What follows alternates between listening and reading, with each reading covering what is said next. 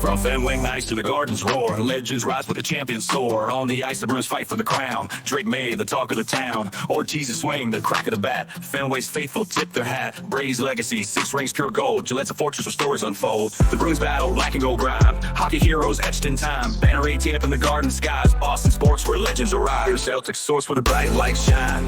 From Red Sox diamonds to the Pats front line. Bruins on the ice, breaking through the freeze. Celtics are champs and against they may please. Sit back and relax, sports are not lame. Your Celtic source back in the game.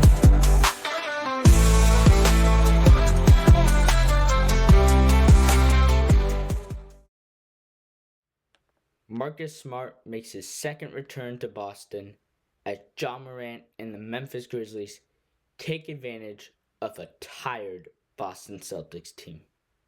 Hello and welcome in to your Celtics source, home of your 19-5 second place Boston Celtics. Before I dive into this video, just a few quick housekeeping reminders. Please like and subscribe, as well as share this video with friends and families, and don't forget to follow me on social media as well, so you don't miss out on news, scores, highlights, and more from all your favorite sports teams in the City of Champions.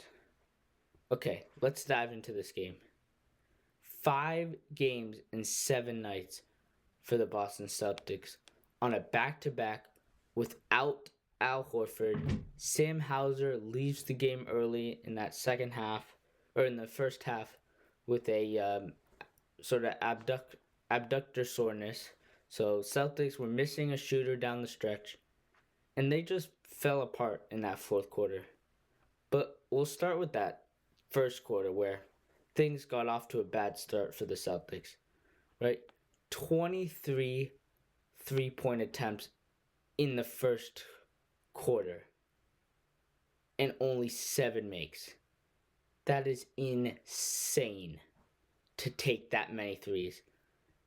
The Grizzlies were just leaving Holiday wide open, sort of daring him to shoot.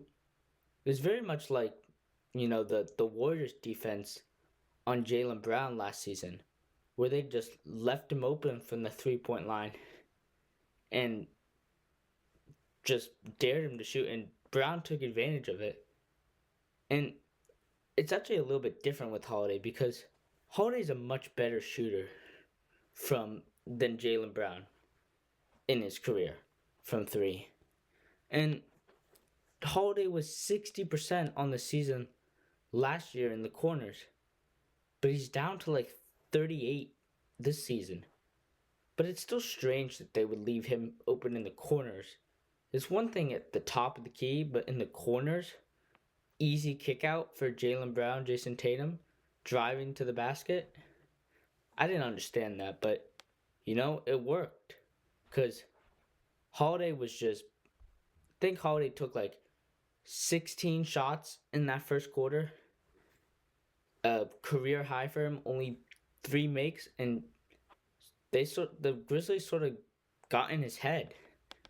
And then in the second quarter, they sort of got into his head, and he started passing up those shots that he had taken earlier and sort of driving to the basket, and he got to the line a couple times, made some good baskets in the paint, but for the most part, he was sort of slowing the Celtics down. And the Celtics go down, or end the first half down 12.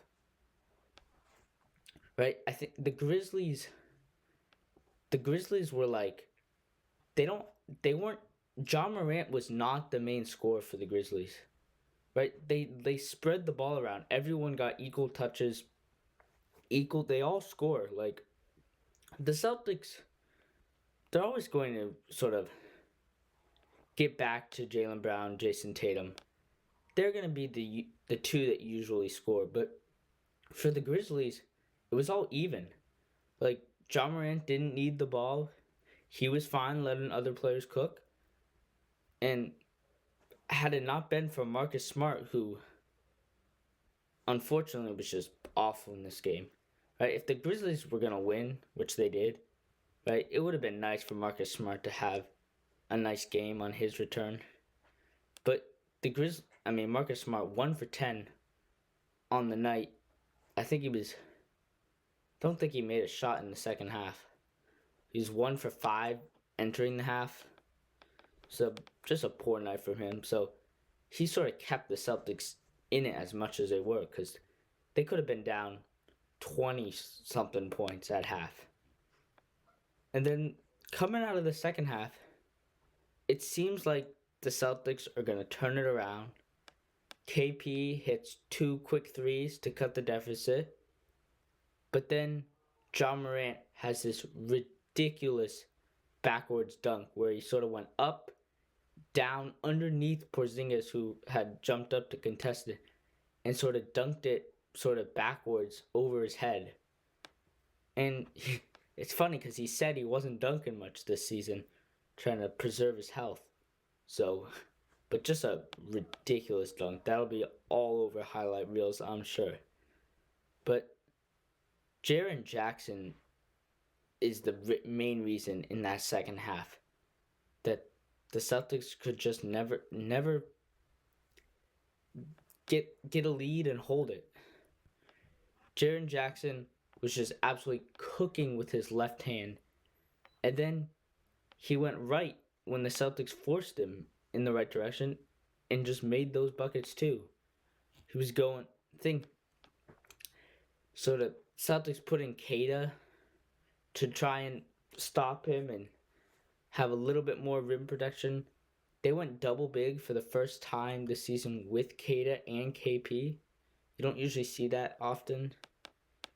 It's not a great matchup for both of them because they don't work well together, but the Celtics had good rim protection, but then Jackson was just sort of taking the game into his own hands. And the Celtics, right, they cut it to 5 entering the fourth. It was a solid third quarter. And Peyton Pritchard gives them that lead a minute into the fourth.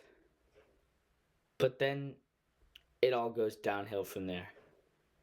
Right? The Celtics just ran out of gas down the stretch.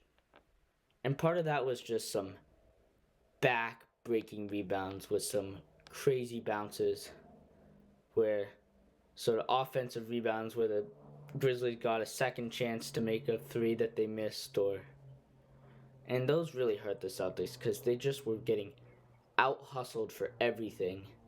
And so just a little bounce that didn't go their way just was a devastation for the Celtics. And then Ja Morant hit some deep logo threes to sort of take that game and say, you know what? It's my turn. And he just finished, he just took over. He didn't even score that much, but his playmaking, so ridiculous logo threes with the shot clock running out. So, and he's a great player. You have to expect that, but just with everything else going on in the night, those just hurt. Jason Tatum finishes one shy of a triple-double, but just a poor, maybe his worst scoring performance of the night. Right? 17 points, 13 rebounds, 9 assists, but 1 for 10 from 3. That's what really stands out, right? I mean, he was just chucking up all sorts of deep contested threes. And they weren't falling because they weren't falling for anyone on the night. And he didn't stop. So, this is one of those nights where I think the Celtics they didn't have the energy to look for good plays, ball movement in the paint. And so they were down big. So unless those threes went in, they didn't really have a chance to win this game. Right? Poor shooting all around from the whole team. Here, I'll just read out some of the uncharacteristically low shooting percentages here from the Celtics. Right, so Jason Tatum, 1 for 10 on 3. Kristaps Porzingis, 3 of 10.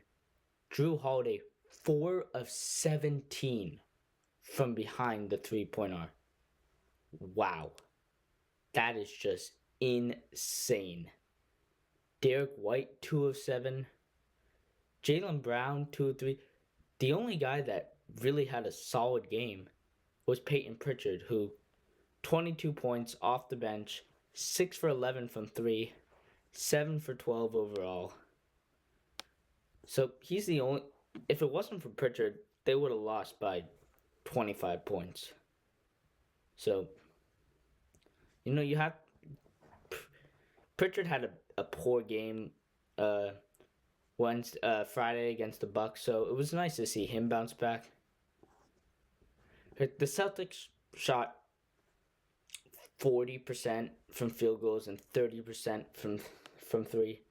So this is just one of those games where, you learn from it, but you just forget it, because, they're not going to shoot that low again with a day of rest, with guys in their lineup. So, you live with it. Celtics are now 2 games back of the Cavs and tied in the loss column with OKC. So, Celtics, we still have plenty of time, but it would be nice for the Celtics, I would say, to have that first overall seed maybe come February. Not much else to say about this game. Right, the Celtics, they have 4 days off now until they play the Pistons, I believe Thursday. Wednesday, Thursday. I'm not quite sure. So with the NBA Cup going on, so plenty of rest to get healthy, work on some things in practice. I'll have multiple videos coming out over the next couple weeks talking about the Celtics, maybe the Red Sox, see what happens with Juan Soto before Christmas. So until next time, go Celtics. Your Celtics source where the bright lights shine. From Red Sox diamonds to the Pats front line. Bruins on the ice, breaking through the freeze. Celtics are champs and against they may please. Sit back and relax, sports are not lame. Your Celtics are back in the game.